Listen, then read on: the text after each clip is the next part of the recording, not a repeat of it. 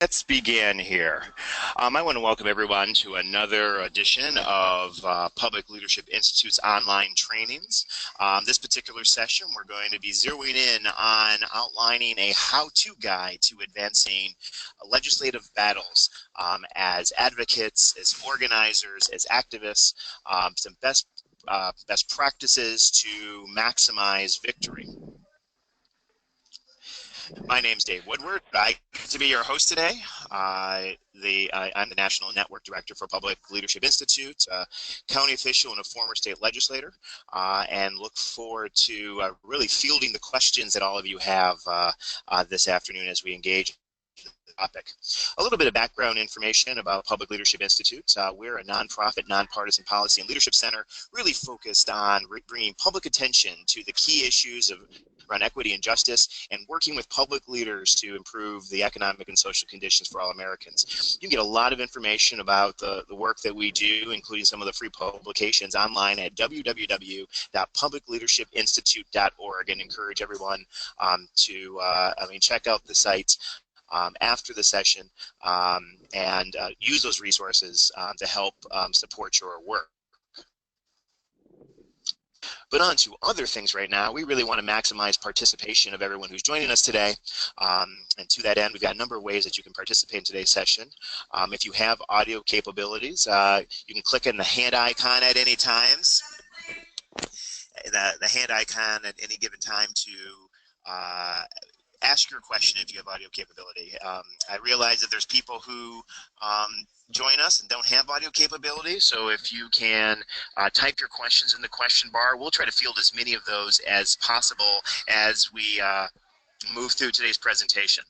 In addition, you have my email, dwoodward@publicleadershipinstitute.org, and feel free to email at any time if there are questions that come after the session. We definitely connect you to our panelists going forward.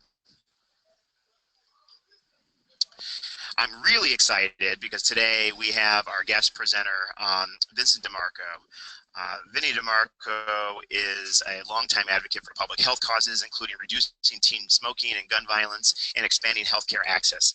As president of the Maryland Citizens Health Initiative, he is working to guarantee quality, affordable healthcare for all folks in Maryland. It's really a leader to all of us in the movement. As a professor assistant professor at Johns Hopkins Bloomberg School of Policy, of Public Health, he's working to evaluate public health, to educate public health students from around the world on effective methods to advocate for those public health solutions. He's been recognized for his work by organizations such as the Baltimore Sun, which declared him the Marylander of the Year in '88, and the Central Maryland Ecumenical Council awarded him the 2002 Leadership Award. Families USA also recognized him in 2007 Health Action Forum as the Health Advocate of the Year. He's also the subject of a book, and he's going to talk about some of this, a 2010 book called The DeMarco Factor, Turning Public Will into Political Power. In addition to serving as the president of the Maryland Citizens Health Initiative, he's the chairman of the board of the Maryland Clean Energy Jobs Initiative, and also works with Faiths United Against Tobacco, Faiths United to Prevent Childhood Obesity, Faiths United to Prevent Gun Violence, and Marylanders to Prevent Gun Violence. And note that his independent work with these other organizations is not endorsed by the Michigan Citizens Health Initiative, Inc. However, he's clearly a resource that we all are able to draw on, and best practices to really talk about what we're here today to talk about is those 6 steps to win legislative battles. Vinny, thank you so much for being with us today. Thank you so much. It's my honor. So I'm going to hand over presentation. Do I, Bernie, or? Yeah. First. Okay.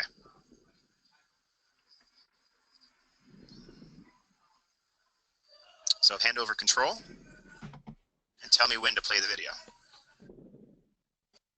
Oh, if you can play it, I think you should play it first. Oh, play it right now. Oh, okay. I apologize. Okay, let me do that.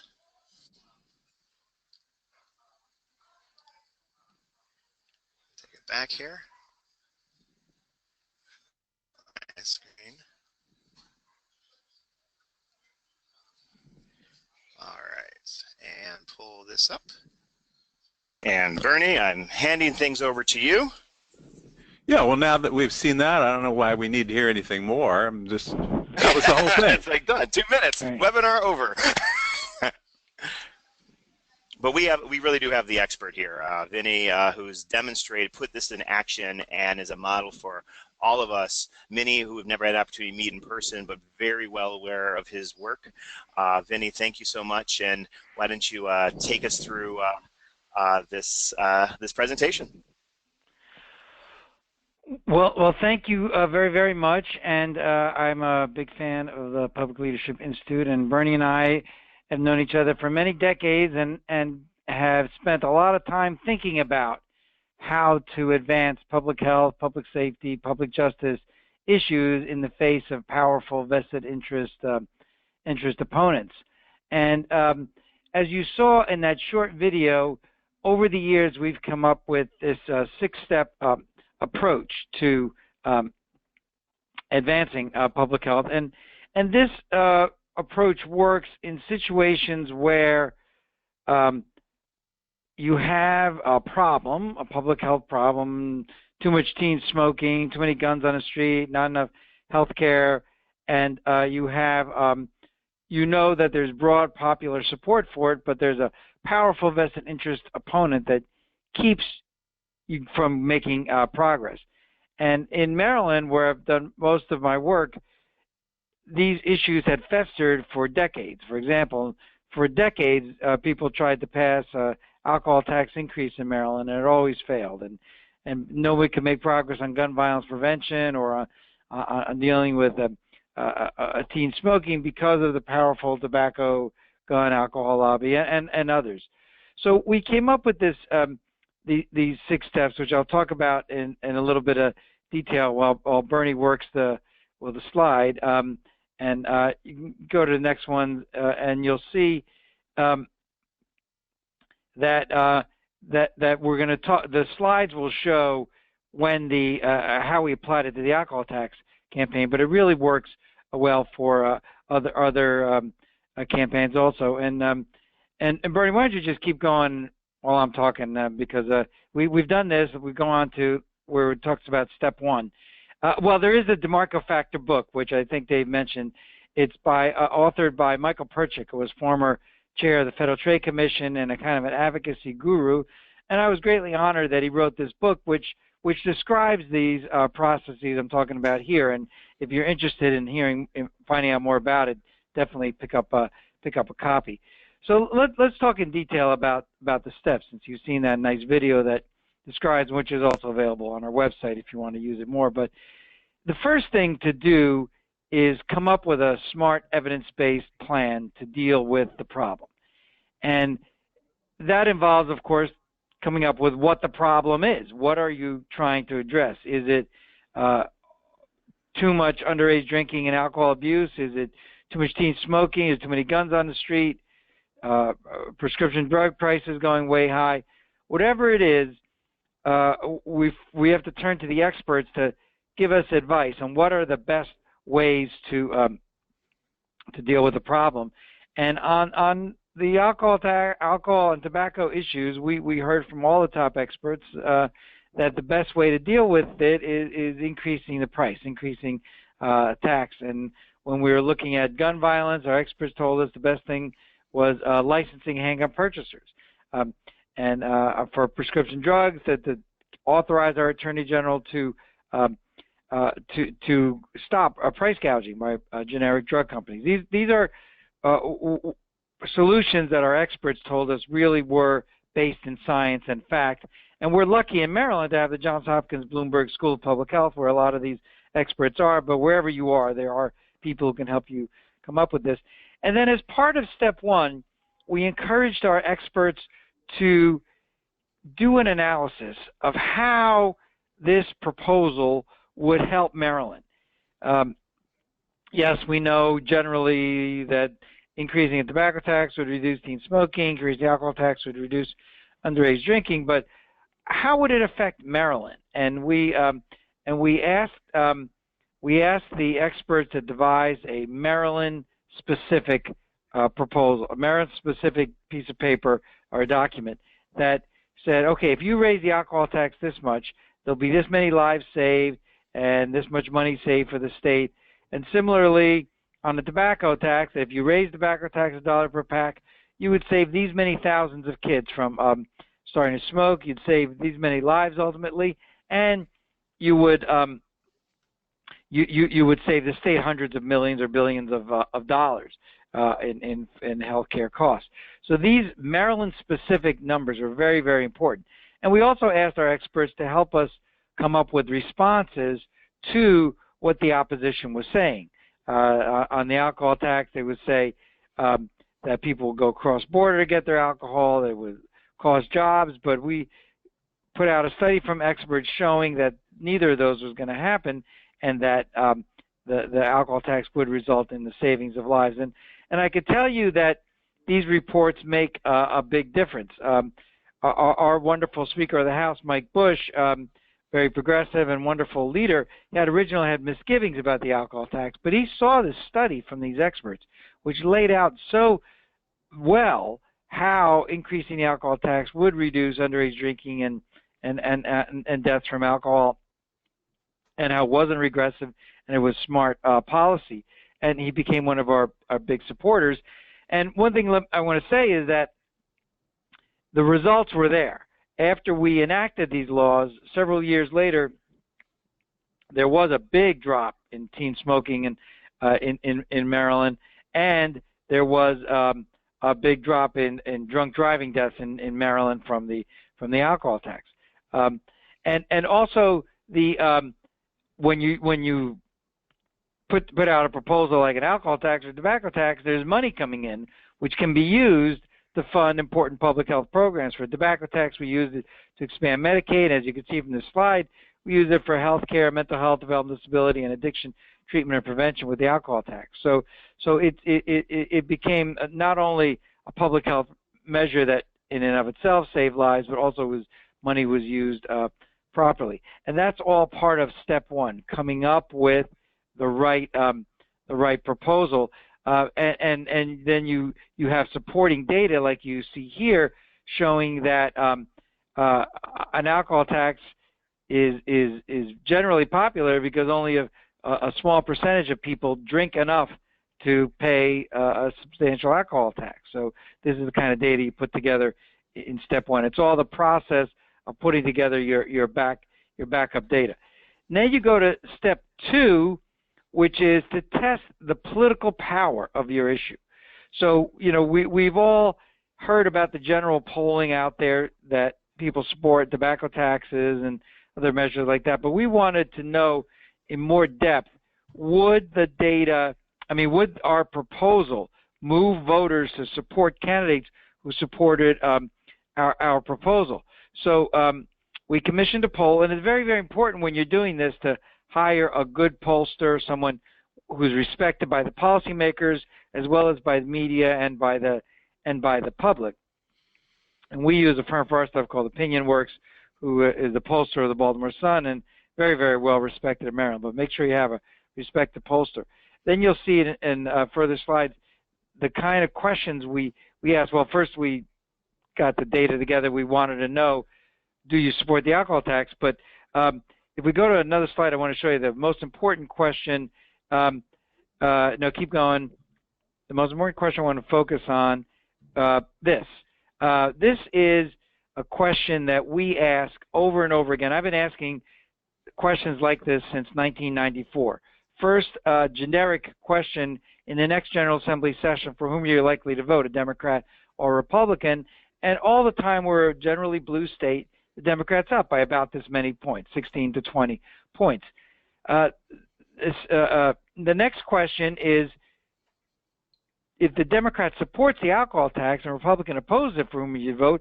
And as you can see, the margin goes up significantly, and a big move toward the Democrat.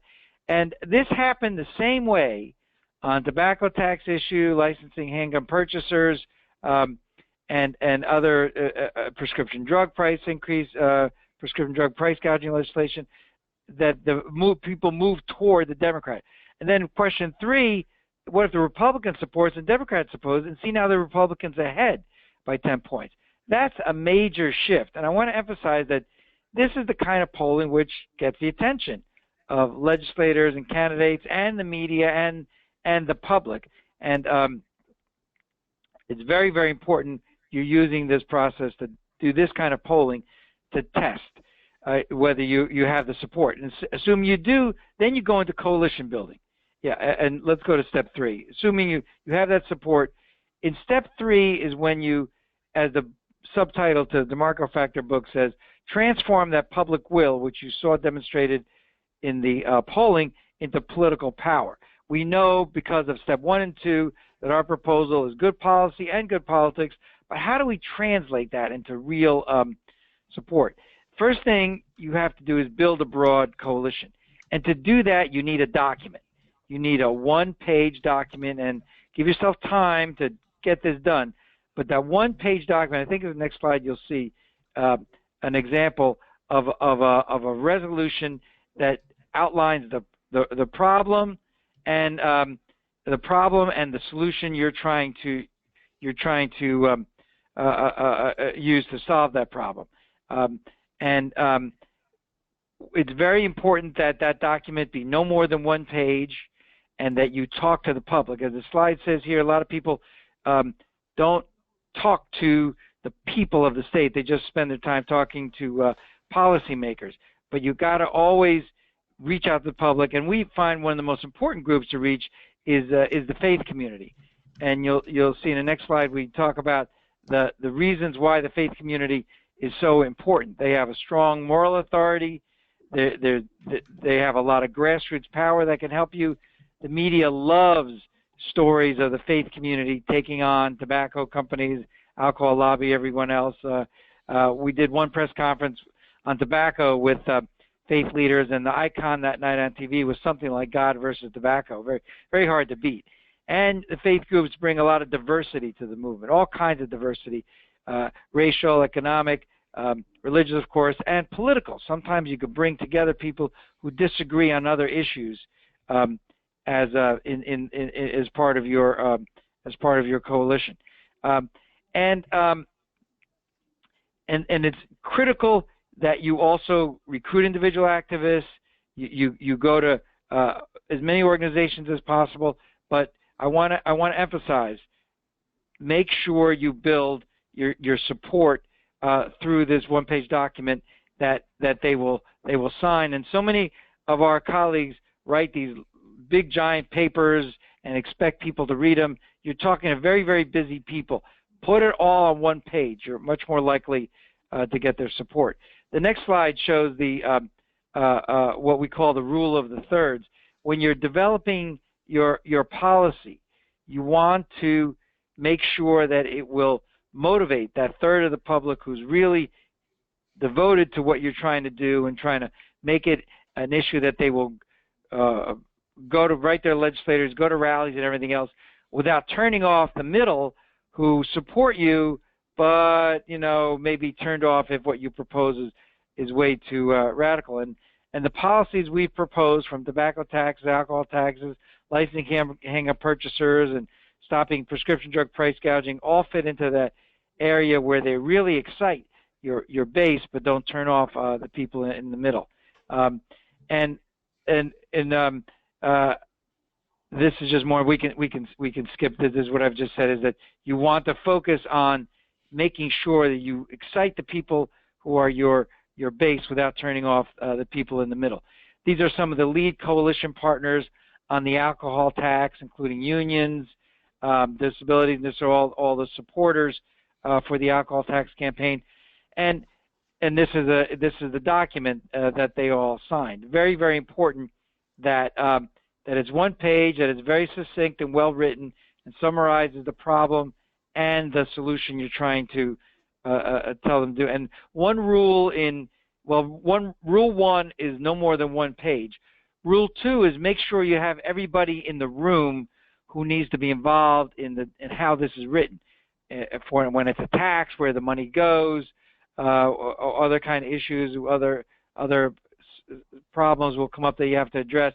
But the test that you should think about is if you publicly release the resolution and some group says, I don't want it to be written that way, if what they say is important to you, they should have been in the room in the beginning, so they're at least listened to. And I think that's the main points I wanted to make about resolution gathering and building the coalition. And take time to do this. In those slides show the simple information you give them if they want it. But my point is, many advocates will make resolution gathering or coalition building kind of secondary. They have a month left before the session. They'll say, "Oh, I better build a coalition." Well, that's not the way to do it. You got to give yourself months or sometimes years, because these groups have processes and information they want. You'll be able to need to answer their questions, and you will have a lot stronger coalition if you took the time to build it. So why don't we pause here for maybe some questions or thoughts before we go to number 4? Vinny, can you hear me? Yes. So the resolution. What makes a good resolution? This is not a bill, first of all, right? Right. It is not a bill. It's just a statement of your principles.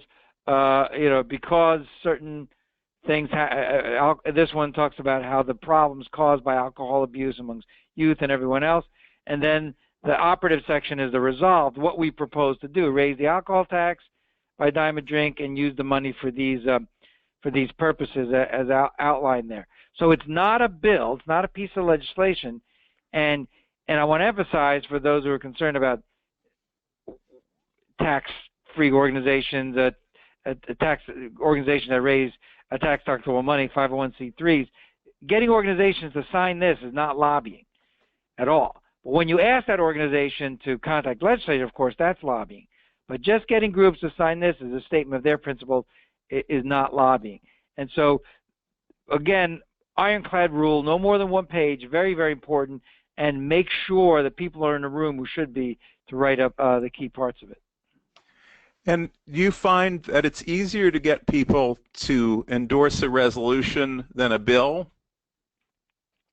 Yes, yes, because number one, they can read it. Most bills people can't read and don't understand it. Number two, it's a statement of their philosophy, and if you really lay out a simple program that people can understand, they will support. I mean, you got to have the backup information. Because if someone says, well, I don't believe that an alcohol tax will really reduce underage drinking, well, here's this report by Professor David Jernigan at Hopkins, which lays out very clearly how it will. And what kind of organizations do you get to sign things like this? Well, you name it, NAACP, AARP, unions, businesses, and as I mentioned, faith organizations, and a lot depends on the issue you're working on, the kind of groups that some of the groups you work with. So, I mean, if you're working on gun violence prevention, you definitely need to reach out to public safety-oriented groups, maybe victim survivors groups, people like that. If you're working on something like a tobacco tax, make sure you reach out to organizations like the American Cancer Society, Heart Association, Lung Association, and groups like that. So, but I have found very few groups that don't like to sign these kind of resolutions if they agree with the policy. And how many people, how many groups have you gotten to sign for various causes? Well, up to 1,200 for one major healthcare expansion in Maryland, and that took several years to get that many organizations. And one other thing you think about is, where are key areas of the state where we really need support, where there are policymakers we want to influence. So you think about all that as you're developing your list. And one of the ways that we found very effective in building the list is when you go to a statewide organization like the NAACP, get their support, and ask them to help you get the support of all their local chapters. that builds your list. So when you have this list of whether it's 1,200, 700, or whatever the number is, a couple hundred, whatever you could do, think about the power of what people see on that list. Try to have a wow factor, so that legislators or media people or policymakers see that and say, wow, you have the AARP, or what will make them say wow. So just having the list is in itself important. And X number of groups on that list will not do anything else. I mean, it's just because people are busy and they'd say, yeah, I'll sign this, but I'll do anything else. But a certain number of them will also be more engaged. We'll go to your rallies. We'll make the phone calls. We'll actually motivate people. So it's a very, very powerful tool. Great. Vinny, we got a couple questions that came through. One directly related to the line of questioning and comments that you're giving. Dan asked the question, like, how important it is to get elected officials to join on and signing these types of resolutions, and or can you speak to some experience where that's worked or maybe it's less helpful? Well, we find that it's best for a while to not talk so much with the policymakers, the legislators you're trying to reach, because you want to build the support without them. You want the support from the community. Now, we do go to local officials to get like a local city resolution or ordinance in support of the proposal and put like the Baltimore City Council on the list. So we do that. But before we go and have serious conversations with state legislators or the policymakers we're trying to influence, we want to build a strong coalition of faith, community, labor, business, and healthcare groups from across the state. And I tell you, in my experience, they appreciate that. They appreciate the fact that you're not coming to them just as a healthcare advocate, but someone representing these hundreds of organizations. Great. And we had a question from Karen, who's asked that right out of the gate, like, is this a tool that could be used effectively to rally a stronger grassroots effort behind effective rollout of, for instance, a medical marijuana proposal to address important health issues and reduce dependency on prescription opiates? Are you aware of like any success in where it's been done that way, or very much if you laid out? I mean, is this an effective mechanism to be able to do that as well? It's an excellent question. I've never seen this six-step approach used for medical marijuana, but what I would be fascinated by is polling. I would ask those three questions that I laid out earlier on your specific proposal. Who are you going to vote for then in the legislature next year, Democrat or Republican? If the Democrat supports and describe your proposal, and Republican opposes it, for whom would you vote? And then switch it for Republican and Democrat oppose and support, and see if it moves voters.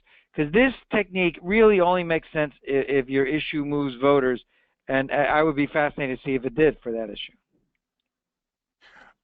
If I may interject, the 6 steps only make sense if you're using an issue that moves voters because you're going to wrap it around an election.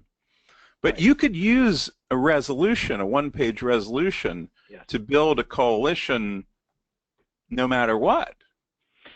Bernie, that is an excellent point, And also the other steps like using the media, that is true. You could use parts of this program for any kind of issue. It's only the step 5, making an election issue, that only works if it's a voter mover. But that's an excellent point, Bernie. And a lot of people build coalitions and have support, but what I think is really helpful to add, the part I would add is use that resolution, use that document to get them to sign on, and you spend a lot of time really crafting to make it absolutely reflect what you want to accomplish. Great.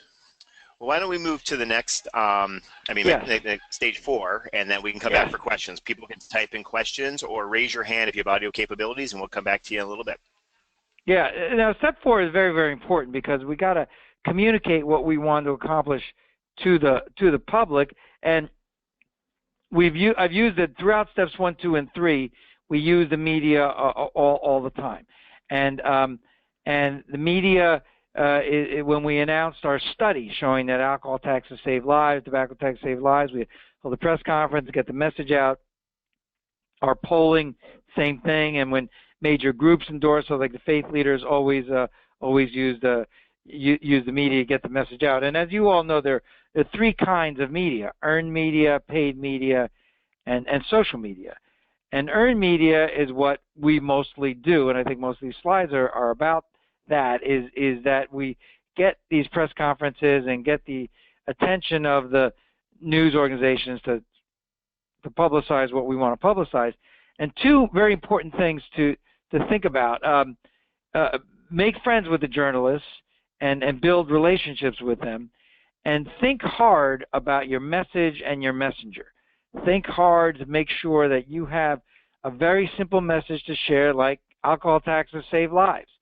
That's something which will get attention, and make sure that the people who are saying that, whether they be faith leaders or organization supporters, are articulate and know what the issue is. And here's some examples of parts of the campaign where you use the media to get earned media to get the message out.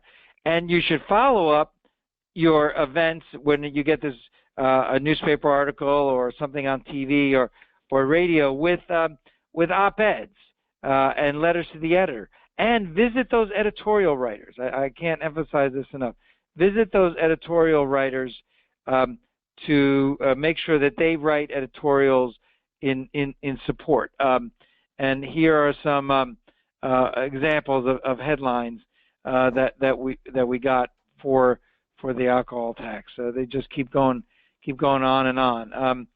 Editorials, and in Maryland we have two major newspapers: the Baltimore Sun and Washington Post, and other papers too. You see Howard County Times, Maryland Daily Record, and the Gazette. It's very important to reach out to them and get them to write editorials. And you shouldn't just assume that they're going to read it in their papers and write editorials in favor of you. You got to go meet with them, explain why your issue is important, and urge them to write about it, because they have so many people demanding that they write. We can go on to the next. Well, let's go back. I thought in addition to the earned media, which we've talked about, think also about paid media. And, we're small nonprofits, so we don't have a lot of money, but we do have some money that we use for radio. I highly urge you to use radio as much as possible to get your message out, because it's a lot less expensive than TV. It does reach a lot of people, and if you do a good job with radio, then it could be picked up by the earned media, and you can have a radio ad that may cost you $20,000 or $30,000 turn into hundreds of thousands of dollars of value in media time, because it's played on the news that night. So I highly encourage you to think about media for paid media. And the third kind of media is social media, and we can't forget that, because so many people use Facebook and Twitter to follow the news and to see what's happening and to move their issues. And I personally don't do either, but our organization does, and does very, very well. Maryland Citizens Health Initiative, or Healthcare for All, we have a Facebook page, and we have a Twitter feed, and we are constantly getting our message out to the public that way. We had an event the other night about how great Medicaid is and how much it's helping people, and it was all over all the social media for a long time. So that's step 4, the media. Step 5 is. Did you want to run the first ad? Oh yes, I'm sorry. Thank you for reminding me, Bernie. I want to give you an example of the kind of media we use, and this is an ad we ran during a tobacco tax campaign to get our message out about two things: that tobacco taxes save lives, and that this step works when you have a proposal that moves voters, that really gets voters interested in supporting a candidate who supports what you want to do.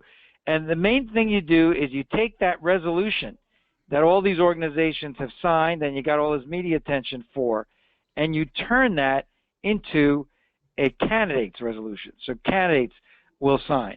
And you send that to every candidate running for office. Now, one of the things we emphasize is that we're not partisan. And we would love every candidate, Republicans, Democrats, Independents, whoever they are, to endorse us. So we're not endorsing them, we're asking them to endorse us. What our poll showed is that if people know which candidate supports our issue and which don't, they will tend to support the candidates who do. And if you go to the next slide, you'll see more about how we do this. Every candidate will not only get one of these in the mail, but they will hear about it. They will hear about it from their constituents. And you know, during the legislative session, when people come talk to you, yeah, legislators are very busy and they got hearings coming and they'll talk to you, but then they gotta move on. But if during the election time, you're very important to them. You may be your organization may be approached by a candidate for an endorsement or for money or for help knocking on doors or something. But if the first thing they keep hearing is if you sign that resolution for an alcohol tax or a tobacco tax or whatever it is, it resonates with these candidates. Let's go to the next slide. This is just an example of what we did during that election time. We sent it to every candidate. We put a deadline for them to send it back, and we really mobilized our coalition to contact them. So even candidates who normally don't like alcohol taxes or don't like licensing hanger purchasers, they want to stay away from those issues, are certainly feeling that it's a winner for them to do that. I'll give you one example that shows just how powerful this can be. There was one Senate incumbent who always disliked me very much because he didn't like the issues I worked on, and we never thought he'd sign a resolution for the alcohol tax. But he was being opposed by a much younger candidate who signed on right away, and then I understood that in an internal meeting of his staff, he said, well, you know, I don't like alcohol taxes at all, but I better sign this because if I don't sign it, I'm gonna lose, because he's been hearing from all constituents all around the district that they wanted him to sign it, and he did sign it, and luckily for me, he lost anyway. But the new senator is a big supporter of ours. But this is an example of how this kind of process can really move legislators and candidates who wouldn't normally be for you to be for your issue. Now, it worked because we had done steps 1, 2, 3, and 4 leading up to 5. So there'd been a lot of media about the alcohol tax or tobacco tax or whatever we're working on, and they, as I said, were hearing a lot from their constituents. One thing I want to say is we never call these or anymore candidates' pledges. I used to call it a candidate's pledge, and then I'll never forget this one legislator said to us, you know, we love everything you're doing, Vinny, but I'm never signing a pledge ever again. And I said, well, what if we call it a candidate's resolution? She said, okay, we'll sign that. So that's what we call it now. And if you go to the next slide, you'll see the results. And Maryland General Assembly, this translated into almost a majority of both houses already in support. So you begin the legislative session with strong support for your proposal, which you didn't have before because of what we did during this election cycle. And it's very, very important that you always say, we're not endorsing any candidates. They're endorsing us. And then when you have created that list of candidates who support your proposal, you spread it out far and wide. You send it to all the members of your coalition. You send it through the media to the general public. And because we did this campaign so well in all these situations, candidates then started running on these issues. So you would hear candidates running on, I'm protecting our kids from tobacco or alcohol abuse, and my opponent is in the pocket of of big tobacco or the alcohol industry, and candidates would win on that.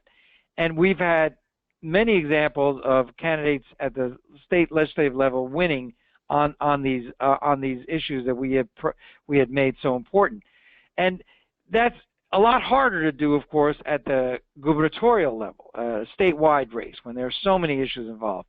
And there was one race where we did this process involving tobacco tax, where the incumbent governor was 100% for us, Paris Glendening of Maryland, and he was running for re-election, and he endorsed our proposal right away.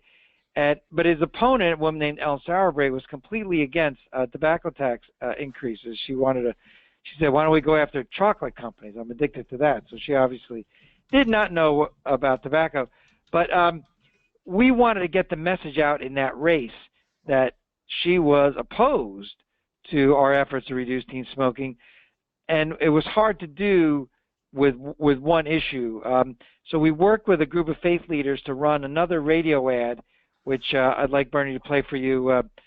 We call it Bang Cough Ka-Ching. Let's play that. And we will play that in just a second.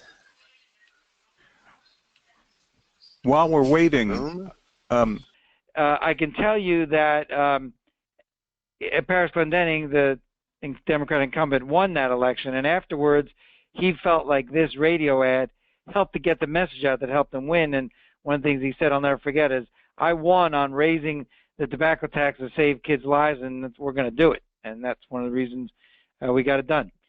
So that's what step 5 is about. When we go to step 6, we're passing the legislation, and I want to emphasize this.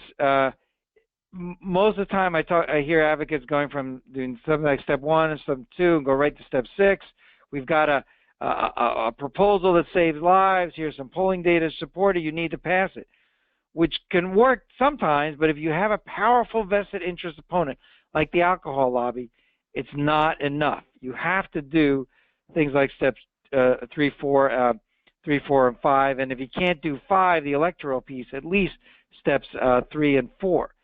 But now you get to the legislature, you have all this great new support because of everything you've done, but it's not enough. You have to continue the rallies, the press conferences, the hearings, continue to mobilize the coalition. And I want to say a couple things about the hearings, which are very, very important.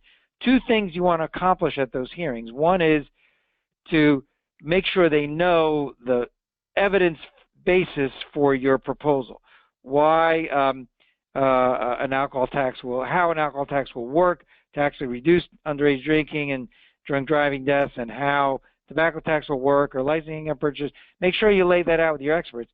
And secondly, show the breadth of your support.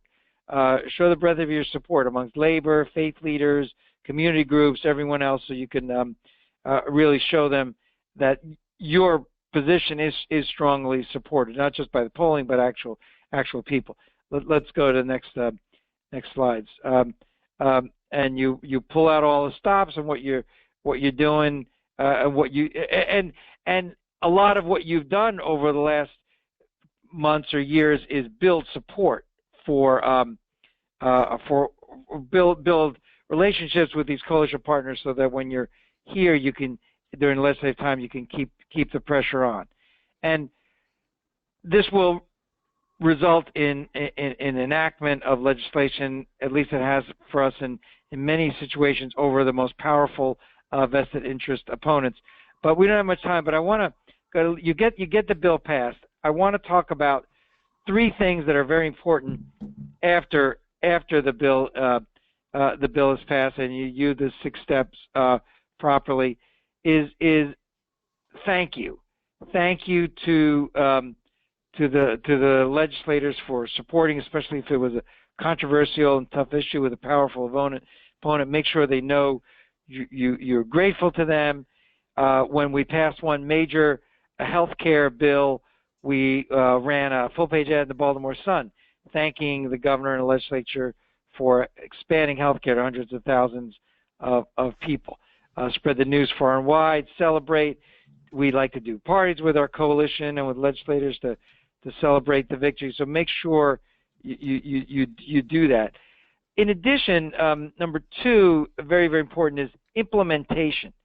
Spend time thinking about how to implement that bill. If you pass an expansion of Medicaid, for example, when we did that, we ran radio ads with prominent sports figures to get the message out to people that there are more health care is available now. If you call 211, you can find out about it. So do the implementation. And on the alcohol tax, we passed it, but the money originally didn't go primarily to the public health purposes we wanted it to go for. But it was in the budget. The money was being brought in by the alcohol tax. So after a year or so, we had the budget changed to put the money exactly where we wanted. So that was a very important piece of implementation. And third, and this is a difficult one sometimes, is hold people accountable if they really do stuff which the public would not like. And when our first major tobacco tax increase, there was a group that conducted a filibuster to block the tobacco tax, and they almost succeeded. Luckily, we broke down that filibuster and saved all those lives of the tobacco tax. But I wanted the people of Maryland to know that there was a group of legislators, senators who tried to stop this life-saving bill with a filibuster. So we ran this one ad, which at the time got me in some trouble, but there hasn't been a filibuster since. So let's play choosing sides.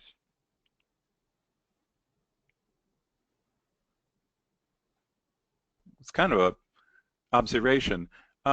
What you're doing is you're creating a lot of opportunities for things that most progressive advocates don't do. One is building a very big coalition of groups, and that because it's based on this resolution, the groups don't have to agree with you on everything that you stand for. They just have to agree with you on this one particular resolution. Right. And then the second thing is you're giving a tremendous number of opportunities for your activists and volunteers to do something. That is, usually progressive groups tend to ask their volunteers to call their legislators and to attend rallies.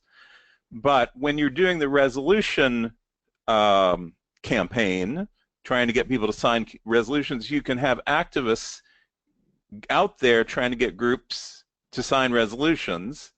And when you're doing the election phase, your activists play a big role in trying to get candidates to sign the candidate resolution. Right.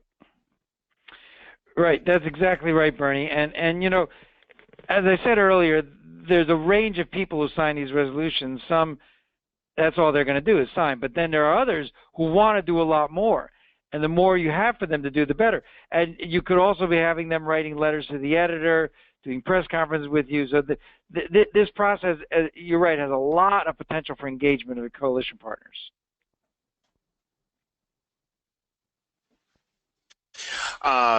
Vinny, we got a question from Linda asking, like, how much does this cost to be able to do this? I mean, what I love about the 6 steps, as Bernie was just, talking about, is that it really does allow you to multiply the cause, that people can take upon themselves a variety of ways to engage that don't really have a dollar figure cost. It's human capital that's really put into moving things along. Obviously, the radio ads have a cost and something like that.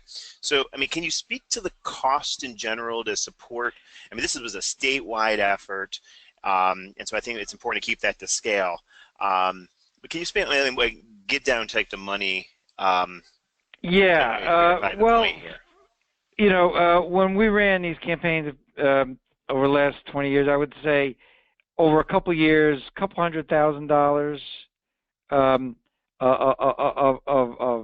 hard money, and then additional money well, let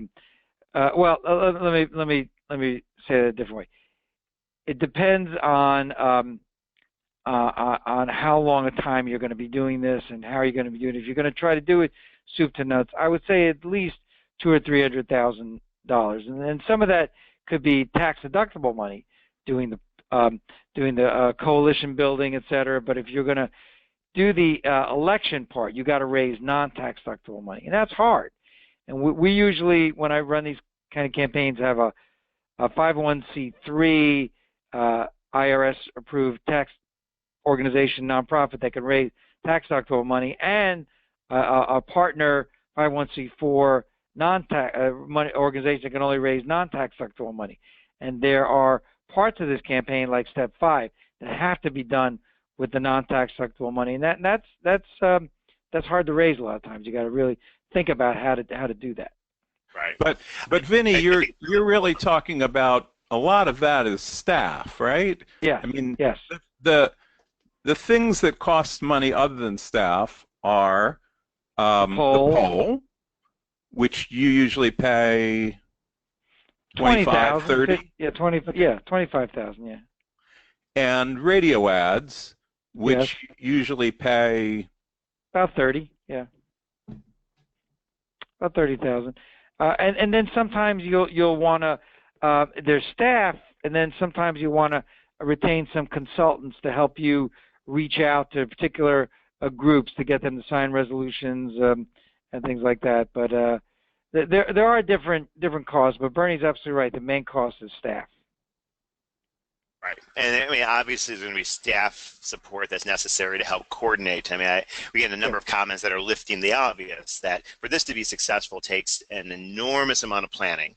I mean, in terms of like mapping this out, and someone to make certain that the train stays on the track as we're moving forward. But I want to underscore the point that, I mean, a couple $100,000 for a statewide campaign. I mean, it's not reaching necessarily every voter in the state. But I mean, the scale of what other type of statewide electoral campaigns costs is really, I mean, is fairly low in comparison to these other electoral battles that are happening around. And that's the point that I wanted to really drive home, because frankly, this can be replicated on a much more local level to really push local leaders into action and other things like that. And so the research costs, radio ads, other type of broadcast communication, like as a percentage of what it really takes. I mean, it's a highly, well, I mean, I think demonstrated by success, the return on investment is enormous, and which leads to another, Tom asking the question, putting all this work, getting all these people to sign on to a resolution, building the coalition, does all that work, does it work that it transfers to other fights to build on the wins of these things? Can you speak to that, Vinny? Yes. For me, it absolutely has. And you know, every campaign you start from scratch and asking organizations to endorse you, but because we work so closely together on issues of reducing teen smoking and underage drinking and preventing gun violence, the NAACP is really happy to work with us on issues. Same with 1199 SEIU, AARP, many other groups. So when we went to them with this proposal to stop price gouging by prescription drug companies, they were thrilled to be part of the coalition. So it's two things. It's one, having an evidence-based, smart proposal that the evidence shows will deal with the problem, and two, having a plan to achieve it, and I guess three is having a record of accomplishment. If you could develop that, is very, very important. So the answer to your question is absolutely yes. Our coalitions on each of these issues have largely been many of the same key groups as before, including the faith community and the other communities and the others I've mentioned. And related to the issue on money and resources, when you have a powerful coalition like this, you are in effect leveraging their resources, so that when you need help contacting a particular legislator, you can have the United Methodist Church contacting all of their congregations in that district to contact that legislature on their time. So you're leveraging a lot of resources of your coalition partners. Great. I mean, I think we've gotten through all the questions. If folks have any additional questions, you can type questions in the question bar or raise your hand if you have audio capability. But I think, I mean, we covered a lot. I mean, Vinny, what I love about all of this is that, I mean, it's pretty straightforward. As Bernie lifted up earlier, that a lot of progressive causes and organization aren't doing this, and as a result, not creating the opportunity for people who strongly support these ideas and broader progressive causes. We're not leveraging the full impact to move an agenda, shape the electoral environment, and then lastly, deliver the win. I mean, I think this is a toolkit. I mean, the DeMarco Factor is something that everybody should be checking out, and so get your copy. Healthcare for all, as I see on the site now, so contact information. Vinny, let me give you the last word and to close this out. First of all, thank you. Again, I'm a big fan of your organization, all you and Bernie and your team do to help move progressive issues. And we have found two things over the years. One, there are solutions to these public health problems, and solutions that work, and we found that they work. And two, the broad majority of the public strongly support us. If we can mobilize them, we can make these public health measures into reality. And with that, we'll bring this presentation to a close. Again, Vinny DeMarco and the DeMarco Factor is a way, 6 clear and easy steps to advance our legislative battles. Thank you, everyone, for joining us. You can join us every 2 weeks, usually around this time, to talk about public policy ideas, strategies, communications, and other best practices. Thank you, everyone, for joining us. Spread the word, put the DeMarco Factor into practice, and share your results. What's working really well? Where do we need to invest more?